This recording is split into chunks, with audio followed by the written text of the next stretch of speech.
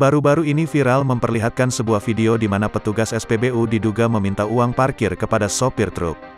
Rekaman tersebut viral setelah diunggah akun media sosial TikTok @jeding_1312 pada Sabtu tanggal 19 Maret tahun 2022.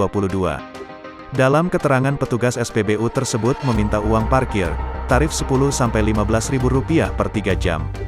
Video selisih paham antara pelanggan dan petugas SPBU terjadi di pertigaan Mahbang Babadan Semarang.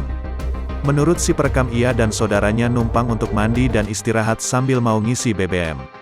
Salah seorang petugas SPBU memberitahu bahwa bila akan parkir di area SPBU harus mengisi BBM terlebih dahulu.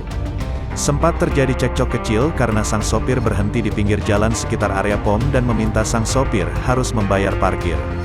Akan tetapi sang sopir kekeh menjawab karena mesin kendaraan belum dimatikan.